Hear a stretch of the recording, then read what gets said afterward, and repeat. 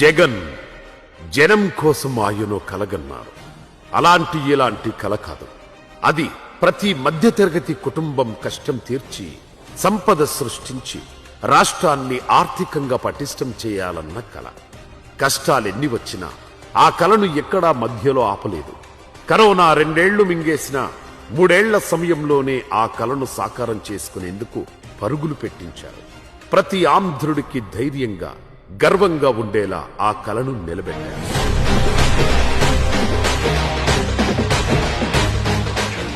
సముద్రం అంటే కంటికి కనిపించేంత దూరంలో నీళ్లే కాదు, అపార సంపదను దాచుకున్న జలనిధి. భవిష్యత్తును భరోసాను మోసే పెన్నిధిలా చూశారు. ఆ ఆలోచనలోంచే 4 పోర్టులు 10 ఫిషింగ్ హార్బర్ల నిర్మాణానికి నడుం బిగించేలా చేసింది. జగన్మోహన్ రెడ్డితో శంకుస్థాపన చేశారు. శంకుస్థాపన చేసిన తర్వాత వర్క్ బాగా స్పీడ్గా అయింది. మా ఊర్లో ఒక 100 మంది కుటుంబాలు దాంట్లోనే ఉద్యోగం చేస్తున్నారు. 2023 జగన్మోహన్ రెడ్డి గారు శంకుస్థాపన చేసిన తర్వాత ఈ పోర్టు ఎక్కడ ఆగలేదు. పేరు నాని గారు, జగన్మోహన్ రెడ్డి గారు వీళ్ళు చేసిన అభివృద్ధి పుణ్యం వల్ల మా ఉండ జనాలందరికీ ఉపాధి కలిగింది. అప్పుడే చదువు పూర్తి చేసుకున్న యువతకు ఈ పోర్టులు హార్బర్లు ఉద్యోగం చూపిస్తే మత్స్యకారుల బతుకులకు బంగారు భవిష్యత్తుకు దారి వేశాయి. ఆర్థిక వెలుగులు నింపి జీవన ప్రమాణాలు పెంచాయి. మరి ఇంతకుముందు ఉద్యోగాల నిమిత్తం వేరే రాష్ట్రాల్లో చేయాల్సిన పరిస్థితి ఉండేది.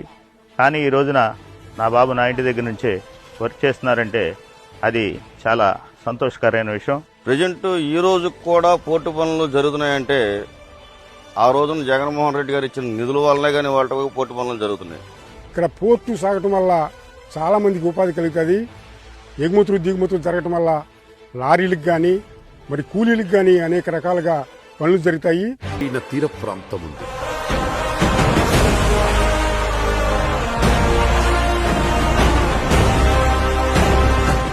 ఏపీలో తీర ప్రాంతం పొడవు దాదాపు 975 కిలోమీటర్లు. అన్ని ప్రభుత్వాలు సముద్రంలో నీటిని మాత్రమే చూస్తే జగన్ ప్రభుత్వం ఆ జలంలో నిధిని చూసింది. రాష్ట్ర భవిష్యత్తుకు ఉపయోగించాలని నిర్ణయించుకుంది. అలాంటి ఆలోచన సంకల్పంలోంచి పుట్టిందే 4 పోర్టుల నిర్మాణం.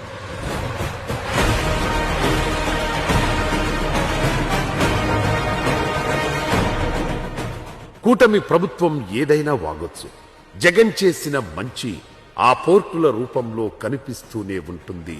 చరిత్ర ఎప్పుడూ గుర్తు చేస్తూనే ఉంటుంది. జగన్మోహన్ రెడ్డి గారు హయాంలో అయ్యింది. ఆయన వల్లే మా పిల్లలు బతుకుతారో ఉద్యోగాలు చేసుకున్నాని అనుకున్నాము. మా పనిచేసే కుర్రాళ్ళని తీసేసి వాళ్ళ ప్రభుత్వం కుర్రాళ్ళని ఇప్పుడు జరిగే ప్రభుత్వం వాళ్ళు తీసుకుని ఆ పోర్టులో పని చేపిస్తున్నారు. ఇతర ఊళ్ళ నుంచి వచ్చి ఇక్కడ ఉద్యోగాలు చేస్తున్నారు. ఇక్కడ ఊళ్ళో ఉండే వాళ్ళకి తక్కువ. జగన్ ప్రభుత్వానికి ముందు, జగన్ ప్రభుత్వానికి తర్వాత పోర్టుల అభివృద్ధి చర్చకు వస్తే వినిపించే మాటలివే. 2019లో జగన్ అధికారంలోకి వచ్చాక పోర్టుల మీద ప్రత్యేక శ్రద్ధ చూపించారు. ఆయన ప్రారంభించిన 4 పోర్టులు ఏపీ భవిష్యత్తును మార్చబోతున్నాయి. అపార సంపద ఇవ్వడమే కాదు, మత్స్యకారుల ఆర్థిక స్తోమతను పెంచడంతో పాటు ఎన్నో పరిశ్రమల స్థాపనకు బలంగా నిలుస్తున్నాయి. భవిష్యత్తును ముందే ఊహించడం, అభివృద్ధి దిశగా అడుగులు వేయడం వైఎస్ రక్తంలోనే ఉంది. విశాఖ తర్వాత ఒకప్పుడు ఏపీలో ప్రముఖంగా వినిపించిన పోర్టులు గన్నవరం, కృష్ణపట్నం. ఈ 2 పోర్టులను మహానేత వైఎస్ రాజశేఖర్ రెడ్డి పూర్తి చేశారు. దీంతో ఆ చుట్టుపక్కల ప్రాంతాలు పారిశ్రామికంగా భారీ అభివృద్ధి సాధించాయి. తండ్రి 2 పోర్టులు ప్రారంభిస్తే జగన్ తాను అధికారంలోకి వచ్చాక 4 పోర్టులకు శ్రీకారం చుట్టారు. జగన్మోహన్ రెడ్డి గారి హయాంలోనే ఈ జరిగింది ఇదంతా. జగన్మోహన్ రెడ్డి గారు లేకపోతే పోర్టు లేదు మచిలీపట్నానికి. మా హయాంలో మేము చేసింది ఎక్కువ, చెప్పుకునేది తక్కువ. మా చేతకాల మా వాళ్ళకు కూడా తప్పు ఉంది. చేసింది ఎక్కువ, చెప్పుకునేది తక్కువ. దేశాన్ని ఆర్థికంగా పటిష్టం చేయడంలో సముద్ర ప్రాంతం ఎంత కీలకమనేది చైనా, సింగపూర్ లాంటి దేశాలు ఎప్పుడూ గుర్తించాయి. ఆ దేశాల ఆర్థిక వ్యవస్థలను పరుగులు పెట్టించడంలో పోర్టులు కీలక పాత్ర పోషిస్తున్నాయి. దేశంలోనే 2వ అతిపెద్ద పొడవైన తీర ప్రాంతం ఉన్న ఏపీలో పోర్టులను అభివృద్ధి చేయడం ద్వారా కొత్త మహానగరాలను క్రియేట్ చేసుకునే అవకాశం ఉన్నా 14 ఏళ్లు సీఎంగా చేసిన చంద్రబాబు దాన్ని ఏనాడూ పట్టించుకోలేదు.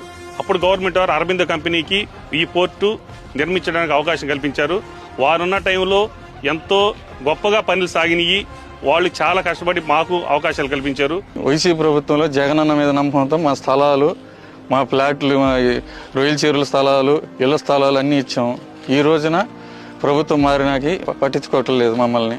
బిర్యానీని ప్రపంచానికి పరిచయం చేశానని, బ్రహ్మాండం బద్దలు కొట్టాడని డబ్బా కొట్టుకోవడం తప్ప పోర్టులపై ఆలోచన చేసిందే లేదు అనడంలో ఎలాంటి అనుమానం లేదు. ఈ 5 సంవత్సరాల్లో 70% దాకా పూర్తయింది. టీడీపీ గవర్నమెంట్ వచ్చిన తర్వాత పోర్టు అనేది చాలా నత్తనడక సాగుతుంది.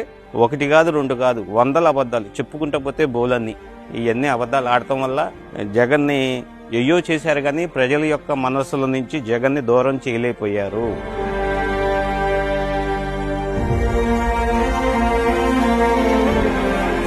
రామాయపట్నం, మచిలీపట్నం, మూలపేట, కాకినాడ గేట్వే పోర్ట్ 4 పోర్టుల నిర్మాణాలను స్పీడప్ చేసింది జగన్ ప్రభుత్వం. ఒకే టైంలో 4 పోర్టుల నిర్మాణం స్టార్ట్ చేయడం అంటే అది ఆల్ టైమ్ రికార్డు మాత్రమే కాదు, రాష్ట్ర చరిత్రలో ఆర్థిక ప్రగతిలో ఓ అద్భుతం. గొప్ప ఆదాయ వనరులను, ఉద్యోగ వనరులను స్వయం ప్రతిపత్తిగా యువకులు బతికేదానికి గొప్ప మార్గాన్ని, తలుపుని తెరిచినటువంటి జగన్మోహన్ రెడ్డి గారికి మా ప్రాంతం ఎప్పటికీ కూడా రుణపడి ఉంటుంది.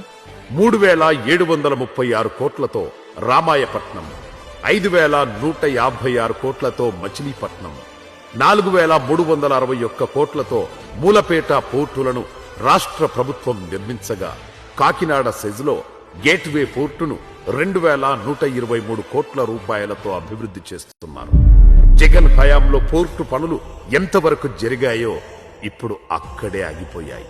పోర్టులను పక్కన పెట్టిన చంద్రబాబు సర్కార్ ఆ వైపు కనీసం చూడడం లేదు కూడా. కరోనా కారణంగా పాలనకు దక్కిన సమయం 3 ఏళ్లు మాత్రమే.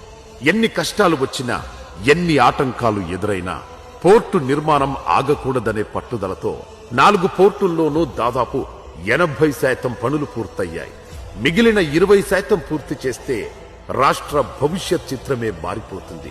అయితే ఎక్కడ జగన్కు వైసీపీకి మంచి పేరు వస్తుందోనని ఆ పనులను ఇప్పటికీ కూటమి ప్రభుత్వం పట్టించుకున్నట్లు కనిపించడం లేదు. ఈ పోర్టు పనులు, ఇండస్ట్రియల్ సెక్టారు అండ్ ఇంకా ఏదన్నా కంపెనీలు వస్తే వాటిని అభివృద్ధి చేసి ఎంత త్వరగా వీలైతే అంత త్వరగా ఉద్యోగాలు కూడా వచ్చేటట్టు చూడాలని కోరుకుంటున్నాం. 4 పోర్టుల నిర్మాణాన్ని జగన్ ప్రభుత్వం మొదలు పెట్టడానికి ముందు Visakha, Gangavaram, Kakinada anchorage, Kakinada Ravva captive port, Krishnapatnam పోర్టులు ఉన్నాయి. సముద్ర తీరంలో లంగర్ వేయాల్సింది షిప్పులకు మాత్రమే కాదు, అభివృద్ధికి, జనాల బంగారు భవిష్యత్తుకు కూడా అని బలంగా నమ్మాడు జగన్. 2025 నాటికి రాష్ట్రంలో పోర్టుల సంఖ్యను 10కి పెంచాలని కష్టపడ్డారు. జగన్ ఆలోచనలతో మంచి ఫలితాలు రావడం మొదలయ్యాయి కూడా. పోర్టుల నిర్మాణంలోనూ జగన్ ప్రభుత్వం అద్భుతమైన విధానాలు అమలు చేసింది. ప్రభుత్వమే పోర్టులు నిర్మించి ఆ తర్వాత ప్రైవేట్ సంస్థలకు కొంత సమయానికి లీజులివ్వడం ద్వారా ఆదాయాన్ని అందుకోవడంతో పాటు ఆ పోర్టులను ప్రభుత్వానికి ఓ ఆస్తిగా మార్చాలని జగన్ ఆలోచించారు. క్లియర్ గా చెప్పాలంటే పోర్టు ఏరియాలో 1 ఎకరా భూమిని డైరెక్ట్ గా ప్రైవేట్ సంస్థకు అప్పగిస్తే వచ్చే ఆదాయంతో కంపేర్ చేస్తే అదే ఎకరా స్థలంలో ప్రభుత్వమే నిర్మాణాలు చేసి అభివృద్ధి చేసిన తర్వాత లీజుకిస్తే 10 రెట్ల ఆదాయం వస్తుంది. ఇంకా ఈజీగా చెప్పాలంటే ఫర్ ఎగ్జాంపుల్ డైరెక్ట్ గా ఎకరా ల్యాండ్ ఇచ్చినప్పుడు ₹1,00,000 ఆదాయం వస్తే అదే ప్రభుత్వం డెవలప్ చేసి లీజుకిస్తే 10 లక్షల వరకు ఆదాయం వస్తుంది. ఇలా ఇన్కమ్ తో పాటు ఆ ఆస్తి కూడా ప్రభుత్వం చేతుల్లోనే ఉంటుంది, అంటే జనం చేతుల్లోనే ఉంటుంది. జగన్ చేసిన ఆలోచన అర్థం కాని, అర్థం చేసుకోలేని పార్టీలు గంగవరం పోర్టు విషయంలో అడ్డగోలు వాగుడు వాగిన ఘటనలు ఎన్నో. చంద్రబాబు వల్ల ఏం అవ్వాలా, అంతా నేనే తెచ్చాను, ఇదంతా నా వల్లే జరిగింది. ఈ బీచ్ కాడికి వచ్చిన వాళ్ళు ఎవరైనా ఏదైనా జరిగిన వాళ్ళు ఉంటే గవ్వ వచ్చి అన్ని వేసుకుని బుధాన్ని వేసుకుని అంతా నేనే చేస్తున్నాను, నేనే జరుపుతున్నాను అంటాడు. ఆయన వల్ల ఏమి జరగల. ఇక 2030 నాటికి దేశవ్యాప్తంగా ఎగుమతుల్లో 10% వాటాను చేజిక్కించుకోవడమే కాదు, టాప్ 3 రాష్ట్రాల్లో ఒకటిగా ఏపీని నిలపాలన్న లక్ష్యంతో జగన్ సర్కార్ అడుగులు వేసింది. పోర్టులను ఆధారం చేసుకొని చుట్టుపక్కల పరిశ్రమల ఏర్పాటును వేగవంతం చేయాలని జగన్ ప్రభుత్వం ప్రణాళికలు రచించింది. రామాయపట్నం ఈ పోర్ట్ అనుసంధానం చేసిన డెవలప్మెంట్ల కారణంగా ఈ ప్రాజెక్టులను వచ్చినాయి. కానీ మేము భూములు ఇచ్చి అన్ని విధాలుగా నష్టపోయాము. ప్రభుత్వం మారిన తర్వాత ప్రభుత్వం 70 మందిని తీసేసింది. కానీ ప్రతి ఒక్క పిల్లలకి 70 మందికి సోలార్ కంపెనీ జాబులు ఇచ్చి తర్వాత వాళ్ళు మీరు మానేయమని చెప్పారు. జగన్ ఏ మంచి చేసినా ఏదో ఒక యాగి చేయడం టీడీపీకి, కూటమి పార్టీలకు అలవాటే. ఒకటి మాత్రం క్లియర్, మిగతా రంగాల్లో ఉపాధి అయినా, ఉద్యోగాలైనా, ఆదాయమైనా కొన్ని వర్గాలకి. పోర్టులు అలా కాదు. ఆదాయపరంగా సమాజంలో ప్రతి వర్గానికి మేలు చేస్తుంది, ప్రతి ఒక్కరికి లాభమే. ఈ ఆలోచనే బృహత్తర కార్యక్రమాన్ని భుజానికెత్తుకునేలా జగన్ను ముందుకు నడిపించింది. 4 పోర్టుల నిర్మాణానికి నడుం బిగించేలా చేసింది. పనికిరాని ప్రత్యర్థి పార్టీలు జగన్ చేసిన మంచిని తక్కువ చేసి చూపిస్తుండొచ్చు. అయితే ఆయన ప్రతి పని జనం గుండెల్లో ఉంటుంది, చరిత్ర గుర్తుంచుకుంటుంది. చివరగా ఒక్క మాట, రాష్ట్రంలో పోర్టులంటేనే గుర్తుకొచ్చేది వైఎస్ కుటుంబం. అప్పుడు పెద్ద ఆయన 2 పోర్టులను అందుబాటులోకి, తండ్రికి తగ్గ తనయుడుగా జగన్ 4 పోర్టుల నిర్మాణ బాధ్యత భుజానికెత్తుకున్నారు.